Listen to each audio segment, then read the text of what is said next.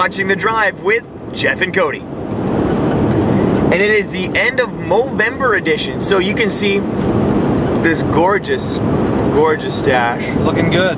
It's looking good. Thank you. Your wife is a lucky woman. Yes, she is. She is. And now, lots of stuff to talk about. It's the end of November. We just had the Grey Cup, and I haven't been doing very well with my predictions lately. I've been a little bit off. We were both off in the semifinals. Yeah, it's true. We were really bad actually in the semifinals. Turns out Hamilton beat Montreal. Nobody saw that coming, and Edmonton beat Calgary. So we were both wrong. But I predicted Bombers BC final. You did as well. I had Alouettes. Oh no, you had Alouettes. All right. Alouettes Lions. But either way, unfortunately, you were right. I didn't want to be right. I said it. I said that I would be happy to be proven wrong and watch the Bombers win, but I just didn't see it happening. It was kind of a sad game, eh? Oh. Like, the Bombers only played about 5 minutes of good football. And that was the final 5 minutes, when it was so too late. When it was way too little too late, all of a sudden 2 touchdowns in a minute and a half. Come on, Bombers. Odell Willis dropping that interception. That was a game, that was the TSN turning point. Right there. Him dropping that pass. Because if he would have caught that, BC wouldn't have had that last touchdown. The Bombers would have been in great scoring position, and they would have got those 2 touchdowns, would have been right back in it. It's tough. I hate to see Doug Brown go out without a ring, because Doug Brown has always been one of my favorite players. Yeah, he's the man. Pleasure to watch, pleasure to listen to. The dude is hilarious. I'm gonna miss Doug Brown. So here's the Drive salute to Doug Brown. Yeah, he was a great guy. Great guy. Jovan Johnson, defensive player. Very well earned. First defensive back ever to win the award. So 8 interceptions. Congrats to Jovan Johnson. Great return, kick returner too. All fantastic. Yeah.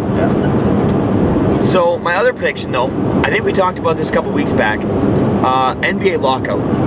I predicted that their season pretty much done. It was a waste. Don't even bother paying attention to it.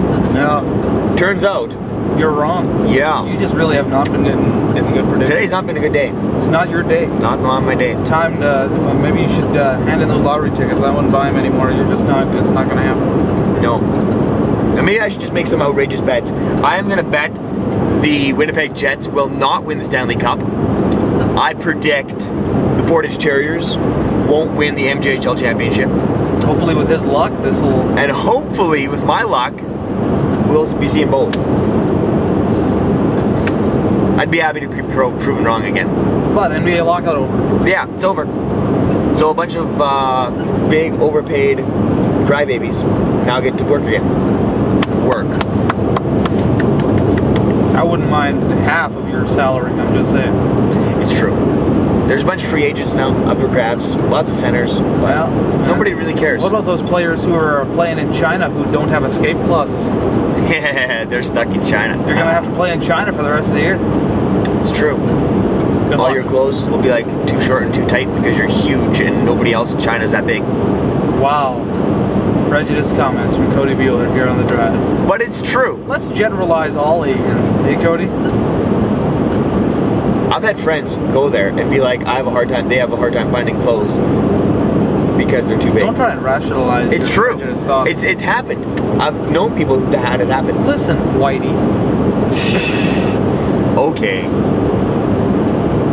If anybody from China is watching this, please feel free to write us in and we will retract our statements. This is your I statement. will retract my statement. I'm separating myself from this.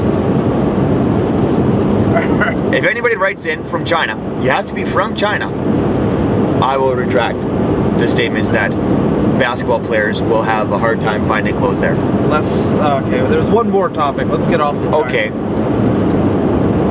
What? Sid the Kid. Oh, Sid the Kid.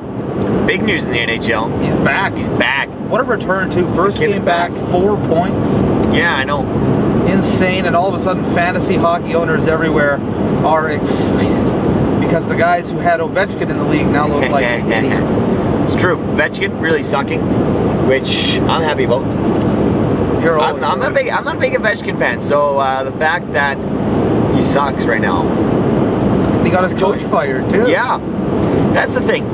These players these days, they're slacking off, and then their coach gets fired, and nothing happens to them. They still get their salary. They're still on the team. And these are the guys. Did you see Ovechkin's interview after, too? It was a shock to everybody in the room. You know, you didn't see it coming. Yeah, you know you saw it coming. You've been trying to get rid of Boudreaux for a while. Because he won't play you in overtime in key situations, and he's... Well, Ovechkin better be playing now. And Alexander Semin better step up. 5 goals. That's it. You scored 40 in a year. Where is 5? It's really just quite sad. Backstrom and Chimera are the only 2 guys on that team doing anything right now. Ugh. Shouldn't have got rid of Jose Theodore either. No, should have kept him. He's looking good right now in Florida. I like Jose.